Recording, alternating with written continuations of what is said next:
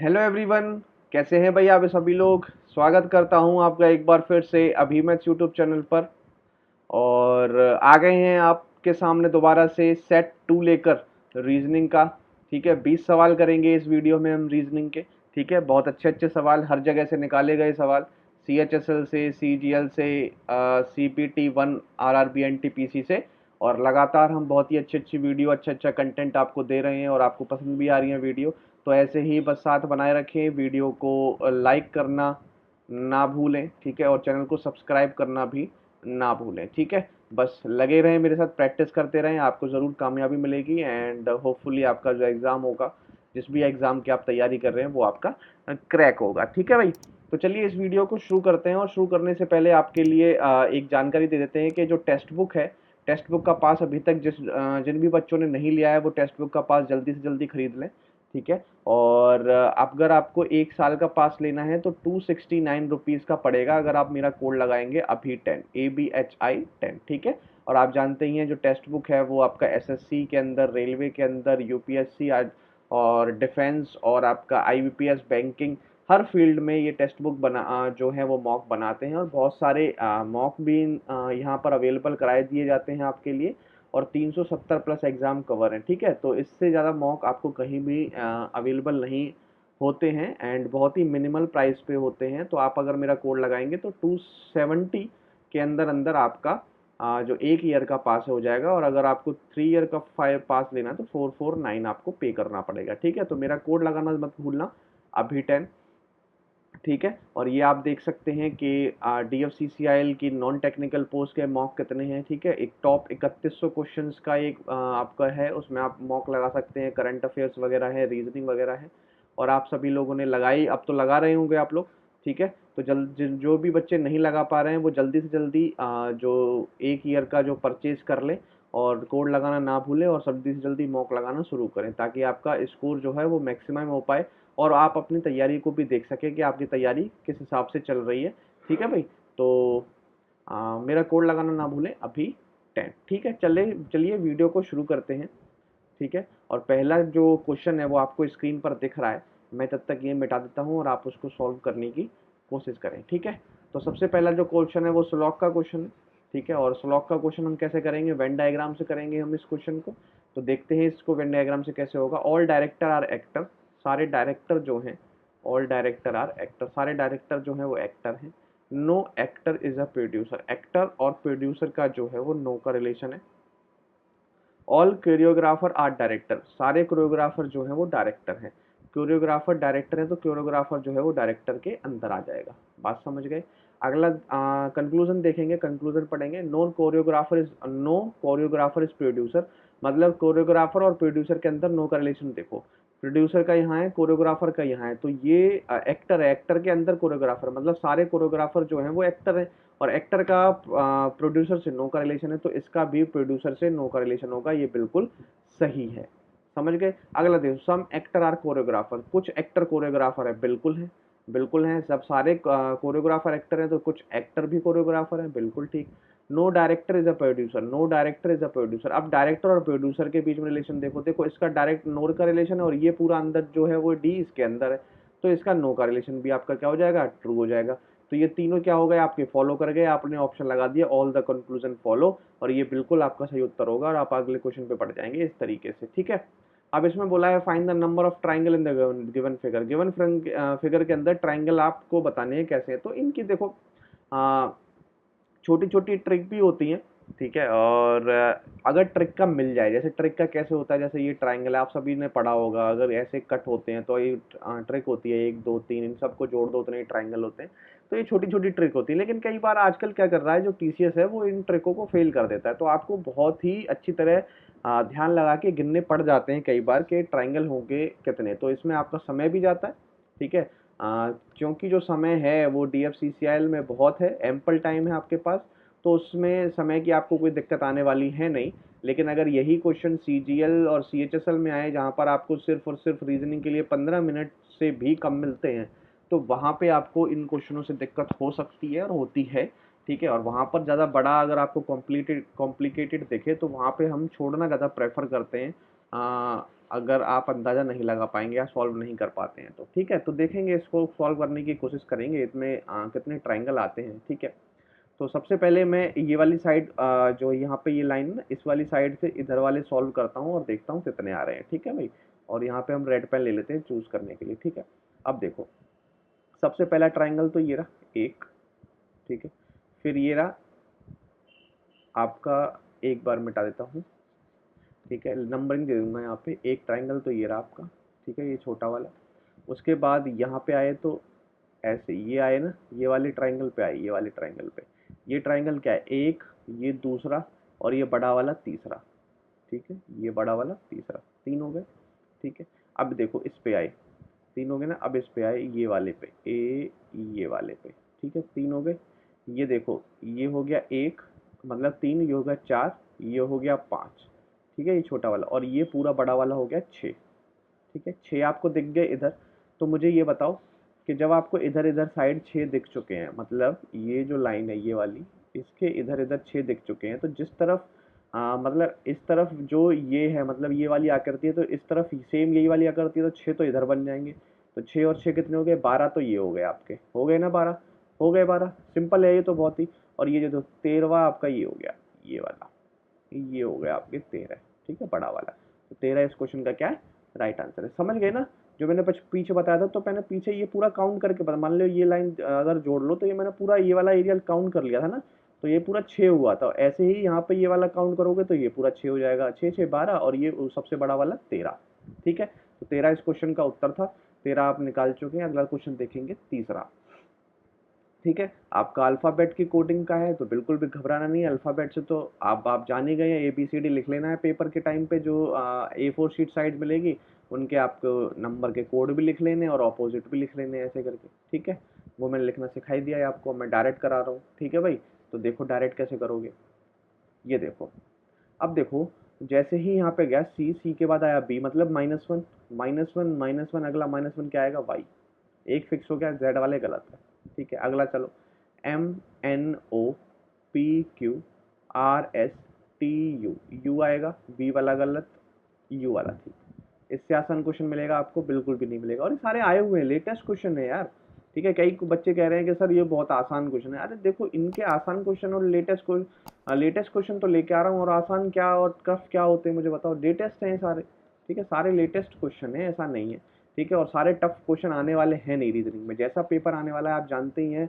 जो भी मैं क्वेश्चन करा रहा हूँ वो सारे अप टू डेट का क्वेश्चन करा रहा हूँ, लेटेस्ट क्वेश्चन करा रहा हूँ, और इसी टाइप के क्वेश्चन मिलेंगे तो करा रहा हूँ। ठीक है, ऐसा नहीं है कि मैं आसान आसान छांट के लेके आ रहा हूँ या टफ टफ छांट के लेके आ रहा हूँ। ठीक है, मैथ्स में जिस तरीके का पेपर मैंने पीछे देखा है उस तरीके के बनाने की कोशिश कर रहा हूँ, और रीजनिंग का जिस तरीके का देखा है उस तरीके की बनाने की कोशिश कर रहा हूँ। रीजनिंग में पिछली बार भी 2 से 3 क्वेश्चन स्टेटमेंट कंक्लूजन के थे, तो मैं यहाँ पर भी स्टेटमेंट कंक्लूजन के क्वेश्चन करा रहा हूँ। ठीक है, तो बिल्कुल ही ऐसा ही आपको 20 क्वेश्चन, 12 क्वेश्चन देखने को मिलेंगे, तो बिल्कुल भी चिंता ना करें। ठीक है, तो क्वेश्चन देखें भाई, ये आपका नंबर सिस्टम का आ गया। ठीक है, अब नंबर सिस्टम का आ गया, तो गैप अगर देखने जाओगे तो गैप देखो बहुत ज़्यादा लग रहा है। ठीक है, बहुत ज़्यादा लग रहा है, लेकिन एक बार गैप देख लेते हैं। ठीक है, गैप देखेंगे, 4 और 11 में 7 का गैप आएगा, 11 और 31 में 20 का। अगले में आएगा आपका 4 और 3 34 का। अगले में आ रहा है आपका 8 5 13 6 7 12 128 का। ठीक है, ठीक है भाई। अब अगर इनका भी गैप देखने जाएंगे तो 7 और 20 में गैप कितने का, 13 का। इसमें गैप कितने का, 14 का। और इसमें तो बहुत ज़्यादा गैप हो जाएगा भाई। ठीक है, तो मतलब ये वाली थ्योरी जो है वो हमारी फेल कर रही है, ऐसे तो ये होने वाला है नहीं। ठीक है, अब अगली तरकीब लगानी पड़ेगी हमको। ये हुआ है 4 से 11, तो अगर मैं जाऊँ 4 दूनी 8 + 3, तो ये 11 होता है। ठीक है, अगला करूँ 11 या 33 - 2 बराबर 31 होता है। 31 दूनी 2 × 1 = 63 + 2 65 होता है। 65 तिया 5 तिया 15, 5 × 6 = 18 × 19 195 - 2 बराबर में वैल्यू कितनी आ गई, 193। ठीक है, अब अगली क्या हो जाएगी, 193। देखो, 2 का मल्टीप्लाई 3 का मल्टीप्लाई, 2 का मल्टीप्लाई 3 का मल्टीप्लाई, अब क्या होगा, 2 का मल्टीप्लाई 2 तिया 6, और 386। 386 में जब 2 मल्टीप्लाई हो रहा है तो प्लस में 3 हो रहा है, तो प्लस में 3 करोगे वैल्यू कितनी आएगी, 389, 6 3 9। ठीक है, तो 389 इसका उत्तर है। तो ऐसे ऐसे पकड़ना है। जब हमने देखा कि ना जो माइनस करके गैप है, गैप में हम कुछ बना नहीं पा रहे, तो कुछ मल्टीप्लाई करके हो रहा होगा। तो देखो इस तरीके से ये क्वेश्चन हो रहा है, ठीक है। पहली bar into two plus three हो रहा है, फिर अगले में आपका इंटू थ्री माइनस टू हो रहा है, फिर अगले में इंटू टू, दो एकम दो और तीन दो दिया प्लस थ्री आएगा बेटा यहाँ पे, ठीक है, प्लस थ्री और फिर ये माइनस टू, ठीक है, बन गया, पूरा बन गया है, ठीक है, समझ में भी आ गया होगा, ठीक है। और कोई भी दिक्कत है तो आप मुझे कमेंट कर सकते हैं, मैं सभी का कमेंट का जवाब भी देता हूँ, ठीक है। और अब इनकी पीडीएफ कई बच्चे मांगते हैं पीडीएफ, तो पीडीएफ भाई मैं वीडियो के साथ ही डाल देता हूँ जैसी वीडियो अपलोड होती है। और लिंक जो मैं अपने टेलीग्राम चैनल पर डालता हूँ, तो वहीं पर टेलीग्राम चैनल के लिंक के साथ ही मैं पीडीएफ का भी लिंक डालता हूँ, ठीक है। टेलीग्राम पर मिलेगा आपको ये लिंक, ठीक है। तो टेलीग्राम चैनल जिसने भी ज्वाइन नहीं किया है तो वो जाके ज्वाइन कर सकता है। इसका जो लिंक है वो टेलीग्राम चैनल का, वो वीडियो के डिस्क्रिप्शन के अंदर है, ठीक है। तो वहाँ से ज्वाइन कर लीजिए मेरा टेलीग्राम चैनल। और कई बच्चों को नहीं भी मिल रहा है मेरा टेलीग्राम चैनल, पता नहीं कोई दिक्कत आ जाती है, तो एक बार अभी मैथ्स डाल के देखना, यही वाला जो आइकन है, मतलब प्रोफाइल जो फोटो लगी हुई है यूट्यूब पे, वही वहाँ पर लगी हुई है, तो एक बार उसको देख लेना, वहाँ पे मिल जाएगा आपको, ठीक है। अगला क्वेश्चन लेटर का आ गया भाई, ठीक है। तो इन चार ऑप्शन में से तीन एक जैसे होंगे और एक अलग होगा, ठीक है, वही हमें पहचानना है। देखो कैसे पहचानोगे। सबसे पहले देखा करो कि इंक्रीज में है या डिक्रीज में है, सबसे पहले तो यही देख लिया करो। तो एच के बाद जे एम पी, ठीक है, बिल्कुल इंक्रीज कर रहा है, टी यू वी इंक्रीज कर रहा है, सब इंक्रीज कर रहे हैं, ठीक है। अब देखो इनका गैप देख लो, एच आई जे मतलब plus two, J K L M plus three, N O P plus three, ठीक है। H I J K L M N O P, ये मैं इसलिए लिख रहा हूँ ताकि आपको बता सकूँ क्लियरली। देखो एच के बाद आया जे तो मतलब प्लस टू हुआ, जे के बाद आया आपका एम मतलब प्लस थ्री हुआ, फिर एम के बाद आ गया आपका पी, फिर प्लस टू हुआ, ठीक है। ये ऐसे चल रही है कहानी। अगला देखो, S T U V W X Y Z A B, ठीक है। अब देखो यहाँ पर देखो, यहाँ पर क्या कहानी चल रही है, टी के बाद आया आपका वी तो मतलब प्लस टू, वी के बाद आया आपका वाई, ये आपका one two three plus three, Y के बाद आया आपका बी तो प्लस थ्री, ठीक है। ये हो रहा है plus two plus three plus three, ये हो रहा है plus two plus three plus two. तो या तो ये गलत है या ये गलत है, मतलब या तो ये ऑड है या तो ये ऑड है। ये हम चीज़ तभी पता कर पाएंगे, हम आगे एक बार देखेंगे कि कौन सी पैटर्न आगे फॉलो हो रहा है। अब जैसे आपने देखा B C D plus two, E F G plus three, और जी के बाद आ गया आपका टी, ठीक है, और क्यू के बाद आ गया जे, ठीक है। ये तो बहुत ही सही चीज़ हो गई, ठीक है, ये तो बहुत ही सही चीज़ हो गई, क्योंकि जी के बाद टी में तो ये वाला जो पैटर्न है वो फॉलो ही नहीं कर रहा, ठीक है। तो मतलब ये तो गलत ही हो गया, तो ये पैटर्न ही गलत हो गया जो हम ढूंढ रहे थे। तो अब हमें पैटर्न देखने को मिला क्या, बहुत देखने के बाद तो एक चीज़ हमने देखी। अब सब छोड़ दो, अब सब छोड़ दो, एक चीज़ आपको साफ साफ दिख रही होगी यहाँ पे। देखो वाई का ऑपोजिट क्या होता है बी, जी का ऑपोजिट क्या होता है टी, क्यू का ऑपोजिट क्या होता है जे जंगल क्वीन, जीटी रोड बॉय, और एम का क्या होता है एन, यहाँ पे क्या है पी, तो यही गलत है। तो इसको ऐसे पकड़ना था। बट क्या होता है कई बार हम नहीं पकड़ पाते हैं, ऐसी बात नहीं है कि वो है कि कई बार नहीं पकड़ पाते हैं, नहीं आती है दिमाग में चीज़। तो सारी चीज़ जो है स्ट्राइक की है कि उसी टाइम उसी पॉइंट ऑफ टाइम पे क्वेश्चन स्ट्राइक कर जाए, ठीक है। और ये स्ट्राइक की सारी चीज़ तब होती है जब आपकी थोड़ी प्रैक्टिस बहुत ज़्यादा होती है, ठीक है। एक चीज़ फॉलो नहीं हो रही दूसरी ढूंढो, दूसरी नहीं हो रही तीसरी ढूंढो, होता है, ठीक है, ऐसा होता है, क्वेश्चन अच्छे आ रहे हैं, ठीक है। तो अगला क्वेश्चन देखो, छठा क्वेश्चन देखो, ठीक है। छठे क्वेश्चन में हम ज़्यादा से ज़्यादा क्या सोच सकते हैं ये देख लेते हैं, ठीक है। तो छठे क्वेश्चन में जब मैं ये देख रहा हूँ तो वो बोल रहे हैं कि इस सेट से अकॉर्डिंग और भी कोई सेट बताओ कि कौन सा पैटर्न फॉलो कर रहे हैं, दूसरा सेट आंसर क्या है जो ये पैटर्न फॉलो कर रहा है, ठीक है। जैसे ही मैंने देखा 12 है, 30 है और 61 है, तो मैं 12 30 में तो बहुत ज़्यादा नहीं लगा पा रहा हूँ कुछ सिस्टम, लेकिन 30 और 61 में मुझे दिख रहा है इंटू टू प्लस वन, ठीक है, मुझे ये दिख रहा है इंटू टू प्लस वन, ठीक है। 30 दूनी 60 प्लस वन। अब आगे अगर मैं चेक करूंगा तो 45 दूनी 90 प्लस वन 91 पॉसिबल, 35 दूनी 70 प्लस दो 72 तो पॉसिबल नहीं है, 15 दूनी पूरा का पूरा ट्वाइस है, ये भी पॉसिबल नहीं, 21 दूनी 42 प्लस वन 43 होना चाहिए था, 45 है, बिल्कुल नहीं, 45 दूनी 90 प्लस एक, यही पैटर्न फॉलो कर रहा है। तो मोस्ट प्रोबेबली आंसर हमारा यही है, मोस्ट प्रोबेबली क्या उत्तर ही हमारा यही है, ठीक है। ठीक है, समझ में आ रही ना बातचीत, ठीक है भाई। ये आपका हो जाएगा यहाँ से उत्तर, ठीक है भाई। तो ये आपका क्या हो जाएगा, पहला क्वेश्चन, पहला जो ऑप्शन है वो आपका आंसर हो जाएगा। समझ में आ गई चीज बातचीत, ठीक है, आगे चलें। 6 क्वेश्चन हो चुके हैं, 7वां क्वेश्चन देखेंगे। पेपर फोल्डिंग का क्वेश्चन है, मैं आपको बता चुका हूँ पेपर फोल्डिंग की ट्रिक।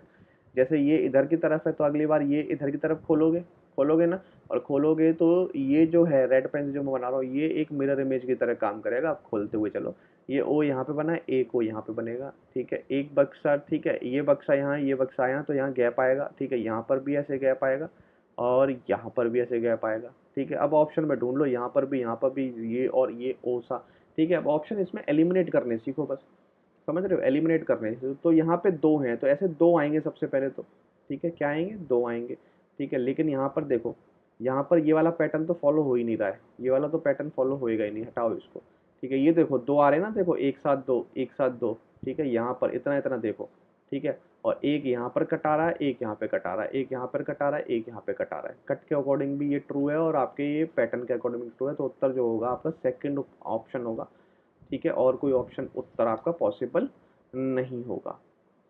बात समझ गए भाई, ठीक है, आगे चलें। ठीक है, समझ गए। अगला क्वेश्चन करते हैं, 8वां क्वेश्चन, ठीक है। 8वां क्वेश्चन देख लो आप, ब्लड रिलेशन का क्वेश्चन है। और आजकल पता नहीं क्यों बच्चों को इस पैटर्न से दिक्कत बहुत हो रही है, क्योंकि ये उन्होंने तैयारी करी नहीं इस पैटर्न की। और तैयारी कहाँ से करते हो आप लोग, बुक से। और बुक में इस पैटर्न के सवाल बहुत कम है ही नहीं, ना के बराबर है। अगर आप एसएससी की कोई किताब लेके आते हैं रीजनिंग की, तो इस तरीके का पैटर्न आपको कहीं नहीं देखने को मिलेगा। बल्कि जबकि अगर आप बैंकिंग की रीजनिंग करते हैं तो इस तरीके के पैटर्न से वो बहुत फेमिलियर है। तो पेपर टफ और इजी इसी चीज़ हो जाता है कि आपने क्वेश्चन लगाया है नहीं लगाया। तो इस तरीके अगर नहीं लगाया और पहली बार आपको पेपर में दिख गया, ठीक है, तो बहुत दिक्कत आती है। लेकिन क्वेश्चन बिल्कुल भी गलत दिक्कत वाला बिल्कुल भी नहीं है। उसने बोला है कि इनमें से कौन सी ऑप्शन जो है वो रिप्रेजेंट करता है एक्स मदर है वाई की। सबसे पहले ये वाला रिलेशन उसने बोला एक्स मदर है वाई की, तो सबसे पहले कंडीशन होनी चाहिए एक्स फीमेल है, वाई एक्स फीमेल है, ठीक है। सबसे पहले एक्स फीमेल है, ठीक है।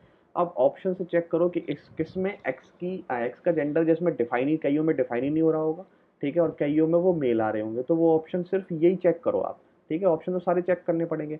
अब एक्स 7 एम मतलब ये वाला, X is the sister of M, तो मतलब एक्स जो है वो सिस्टर है एम की, तो मतलब इसमें फीमेल प्रूफ हो जाती है। M6O, M is the brother of O, M brother है ओ का। अगला है O2Y, O2Y, O is the wife of Y, O wife है किसकी, वाई की। तो यहाँ पर जो है एक्स मदर नहीं बनती है वाई की, तो उत्तर आपका क्या हो जाएगा, कैंसिल। अगला क्या है, X8M, उसने बोला X8M मतलब X is the father of M, X तो फादर होना ही चाहिए था, एच तो मदर होना चाहिए था, कट गया। अगला क्या, X2M, X is the wife of M, तो एक्स क्या हो जाएगी भाई, वाइफ हो जाएगी किसकी, एम की। M8O, M is the father of O, and then O2Y, O to the Y, O is wife of Y, O is wife of Y, ठीक है। तो अब एक्स की मदर होनी चाहिए वाई, तो ये भी ऑप्शन क्या हो गया आपका, गलत हो गया। तीन ऑप्शन आपके गलत हो गए। अगला आपको चेक ही नहीं करना, ये जो आपका उत्तर है लगा के आगे बढ़ जाओगे। देखते हैं अगला क्वेश्चन क्या कह रहा है, ठीक है। अगला क्वेश्चन आपका ब्लड रिलेशन का क्वेश्चन है, देखेंगे क्या कह रहा है। Yash is the husband of Kartik's only daughter, Kartik की अकेले डॉटर का यश जो है वो हस्बैंड है, तो कार्तिक, कार्तिक की ओनली डॉटर, उसका हस्बैंड कौन है, यश, ठीक है, ये हमने बना लिया। Momal is the brother in law of Vinita, आगे देखेंगे। Priyank is the brother of काव्य, आगे चलो। काव्य is the daughter of Vinita.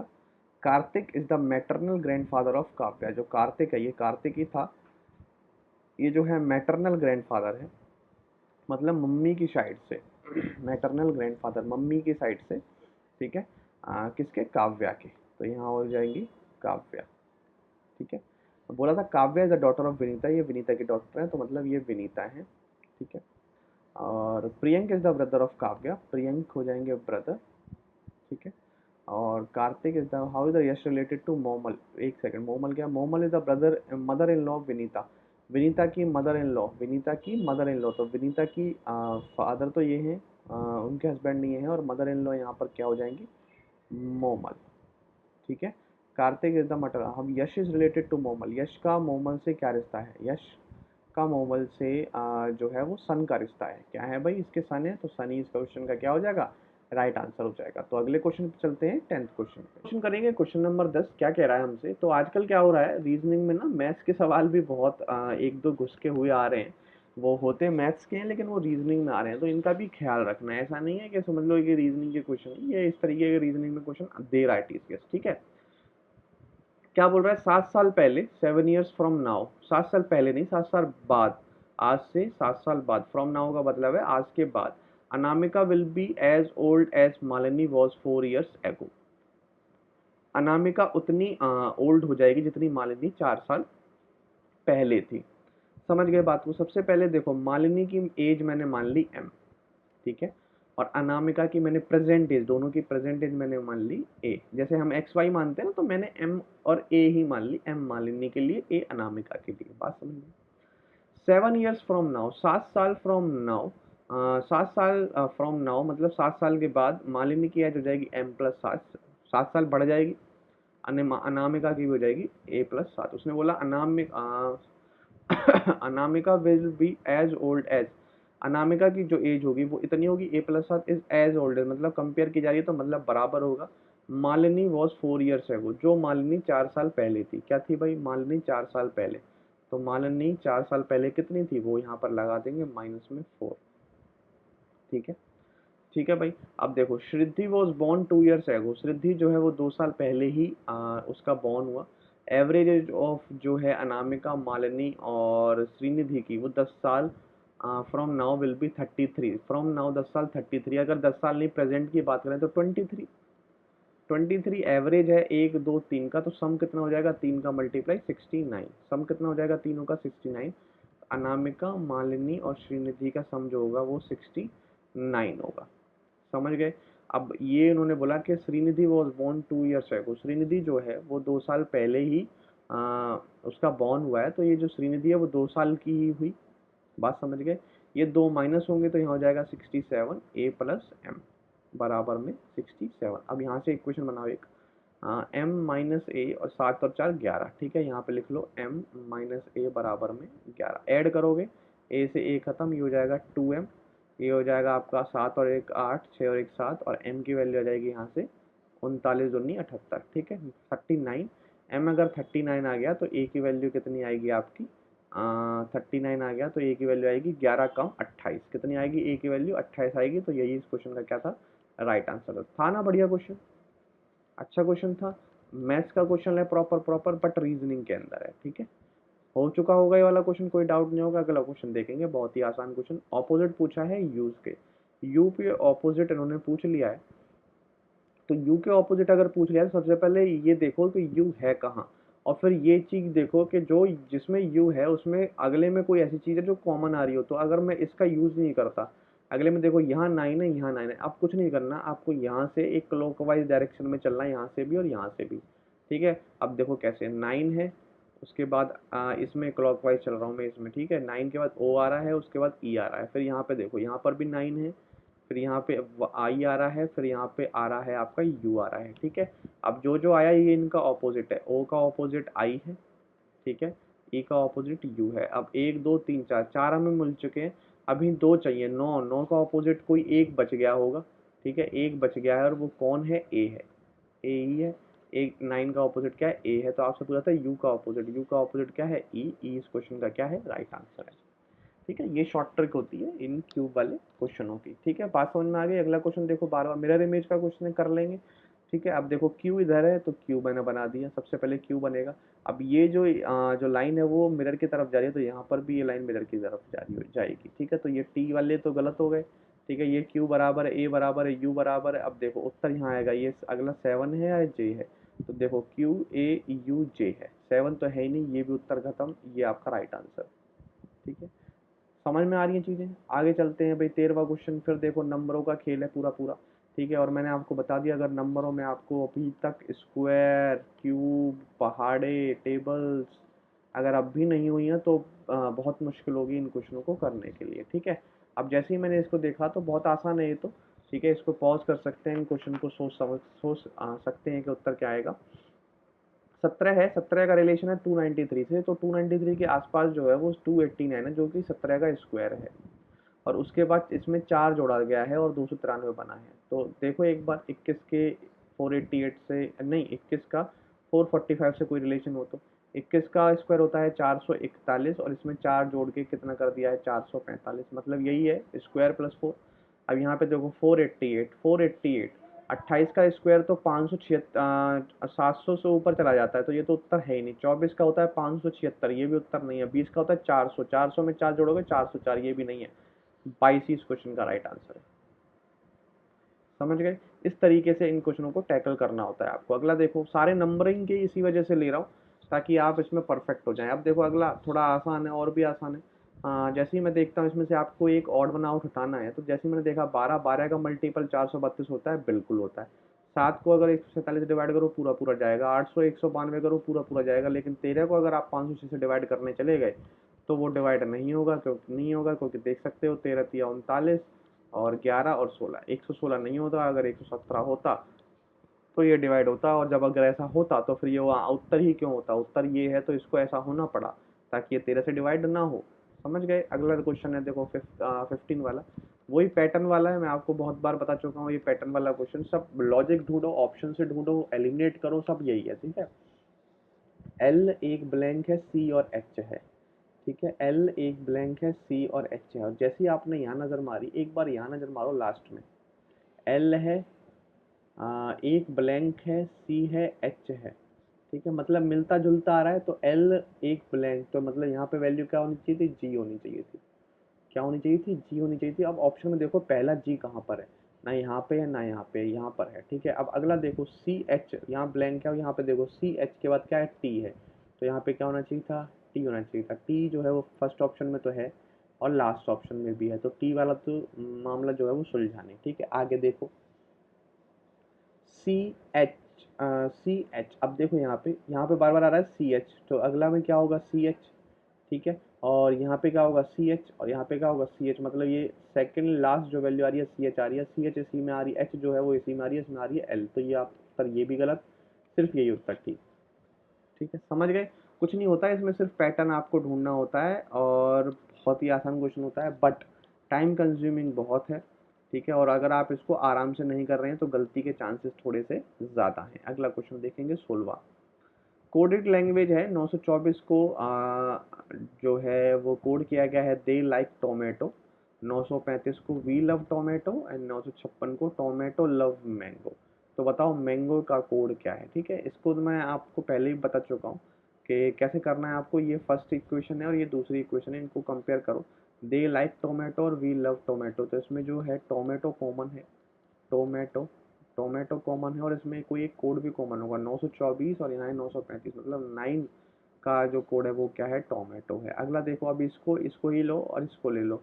अब देखो टोमेटो टोमेटो सही है, लव और मैंगो, टोमेटो लव और मैंगो मतलब कुछ भी कॉमन नहीं है। तो अगला चलो, we love tomato, tomato love mango, तो यहाँ पे आ जाएगा भाई लव।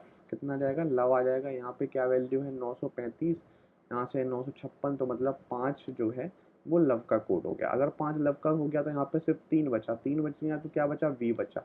3 जो है वो वी का कोड हो गया। ये पूरा खत्म हो चुका है। ठीक है, टमाटो हो गया, लव हो गया, अगला क्या होगा? मैंगो, और मैंगो हो गया। तो इस ऑप्शन में अगर देखूंगा तो 9 हो चुका है, 5 हो चुका है, 6 बचा है। तो मैंगो का कोड कितना हो गया? 6, और 6 ही इस क्वेश्चन को उत्तर लगा के आप क्या करेंगे? आगे की तरफ प्रस्थान कर लेंगे। ठीक है, तो आगे देखो स्टेटमेंट अजम्पशन के क्वेश्चन है।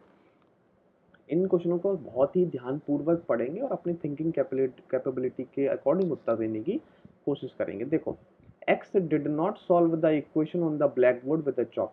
जो x है वो जो इक्वेशन है वो ब्लैक बोर्ड पे चॉक की मदद से सॉल्व नहीं कर रहा है। अगला अजम्पशन लगाया, पहला अजम्पशन ये लगाया गया, the equation was solve on a paper. जो इक्वेशन है वो पेपर में सॉल्व करवाई गई होगी, लेकिन ऐसा कुछ है नहीं। ठीक है, इस स्टेटमेंट से, सिर्फ इस स्टेटमेंट से ऐसा कुछ पता नहीं चलता है। आगे बोला the equation was solve by x on the black board with a marker. जो दूसरा जो इक्वेशन है वो एक्स ने सॉल्व कर दी है ब्लैक बोर्ड में, ब्लैक बोर्ड पे मार्कर के साथ।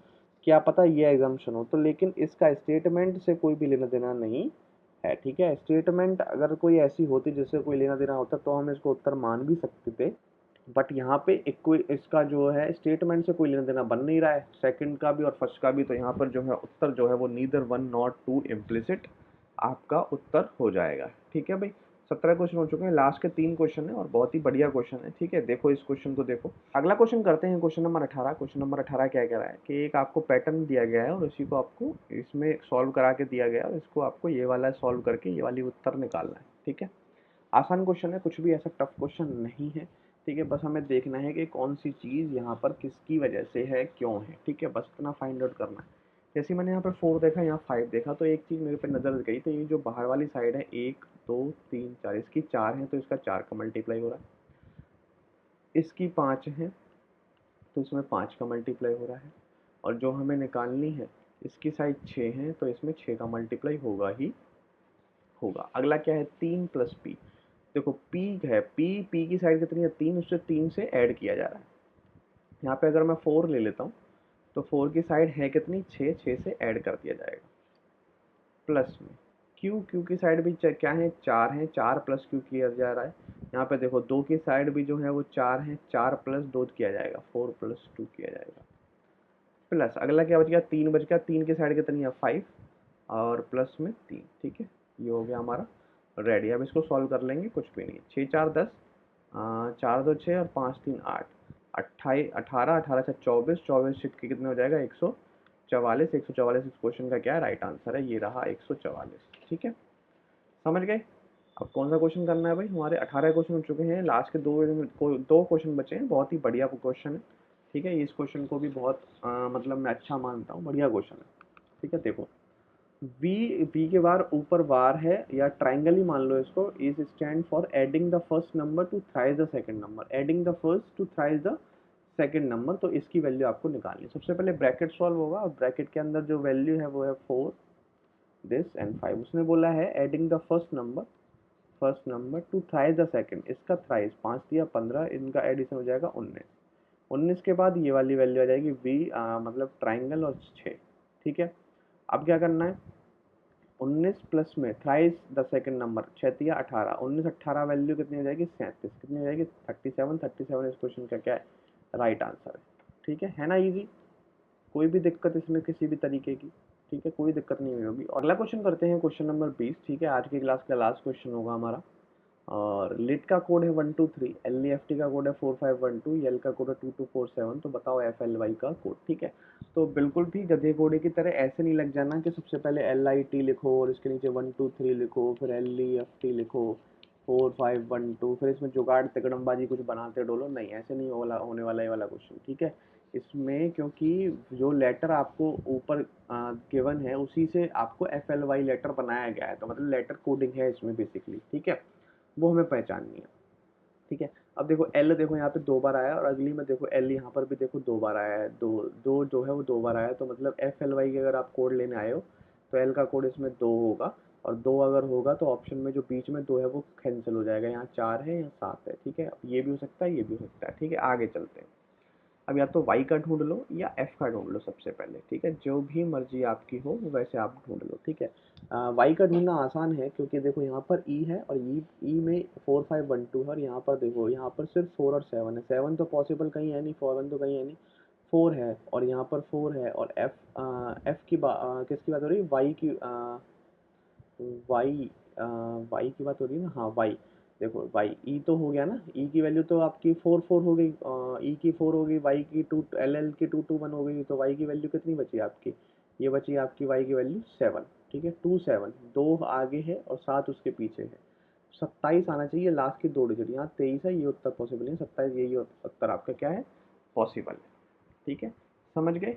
ये थे आपके 20 क्वेश्चन और सेट 2 रीजनिंग का। ठीक है, कैसा लगा ज़रूर बताएं। ठीक है, और चैनल को जो है वो सब्सक्राइब करना ना भूलें बिल्कुल भी। ठीक है, सब्सक्राइब कर दिया करें। ठीक है, और लाइक का बटन ज़रूर दबा दिया करो भैया। ठीक है, और जिन्होंने भी मॉक नहीं लिया है वो सारे बच्चे मॉक देने स्टार्ट कर दो। और मॉक लेना है तो आप शेयर कर सकते हो, अभी 10 मेरा कोड है। ठीक है, ये शेयर कर दो ज़्यादा से ज़्यादा और मॉक ज़्यादा से ज़्यादा परचेज कर लें एंड देने शुरू करें। ठीक है, तो चलिए आपसे मुलाकात होगी अगली क्लास में। ठीक है, और वो क्लास जो होनी है वो मैथ का सेट 3 आएगा। ठीक है, 20 क्वेश्चन का, और पीछे के जो 2 क्वेश्चन मैंने होमवर्क में दिए थे वो उन क्वेश्चनों को भी मैं इसी सेट में आपको कंप्लीट करा दूंगा। ठीक है, तो 2 क्वेश्चन भी करा दिए जाएंगे। ठीक है, तो बिल्कुल घबराने की ज़रूरत नहीं है, मैंने 5 5 सेट बोला है तो मैं पूरा भी करूँगा। ठीक है, बिल्कुल भी घबराए ना, कि जो मैंने कमिटमेंट करी है वो पूरी की पूरी पूरी की जाएगी। ठीक है, तो चलिए इस वीडियो के साथ यहीं पर विदा कर लेते हैं और आपसे मिलेंगे अगली वीडियो में। तब तक के लिए thank you, have a nice day and जय हिंद।